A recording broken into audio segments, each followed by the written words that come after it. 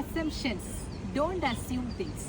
ഇത് ഞാനെപ്പോഴും പറയാറില്ല, എൻ്റെ ഹസ്ബൻഡ് പറയുന്ന കാര്യമാണ്. ഞാൻ വിചാരിച്ചു എല്ലാവരോടും പറയാണ്. ശരിയാണ്, നമ്മൾ മനസ്സിൽ വിചാരിക്കാത്ത കാര്യങ്ങൾ അസ്യൂം ചെയ്തിട്ട് കഥകൾ ഉണ്ടാക്കിയിട്ട് അതിനെ ചൊല്ലി വഴക്കുണ്ടാക്കാറുണ്ട് ആൾക്കാർ. ശ്രദ്ധിച്ചിട്ടുണ്ടോ? ചിലപ്പോൾ ഞാനും അങ്ങനെ ചെയ്യാറുണ്ട്. അത് ചെയ്യരുതെന്ന് പറയാനാണ് ഞാൻ ഈ ഒരു ഇത് ഉപയോഗിക്കുന്നത് കേട്ടോ. കാരണം എന്താണെന്നറിയോ, അവർ മനസ്സിൽ പോലും വിചാരിക്കാത്ത കാര്യമായിരിക്കും നമ്മൾ മനസ്സിലിട്ട് നെയ്ത് ഇതുകൊണ്ടായിരിക്കുമല്ലേ അവരെന്നെ ഇങ്ങനെ പറഞ്ഞത്, എന്നെ അവോയ്ഡ് ചെയ്യാൻ വേണ്ടിയിട്ടായിരിക്കുമല്ലേ ഇങ്ങനെ പറഞ്ഞത്. ചിലപ്പോൾ അതൊന്നും ആയിരിക്കില്ല, അവർക്ക് കുറേ ടെൻഷൻസ് ഉണ്ടായി കാണും.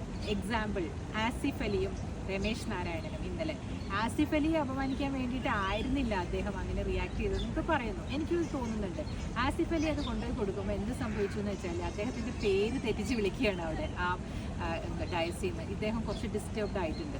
ഒരാൾക്ക് തൻ്റെ പേര് മാറ്റി പറയുമ്പോൾ അദ്ദേഹം അത്രയും തന്നെ ഒരു പ്രധാനപ്പെട്ട ആളായിട്ട് കണ്ടിട്ടില്ല എന്ന് തോന്നിപ്പോവില്ലേ?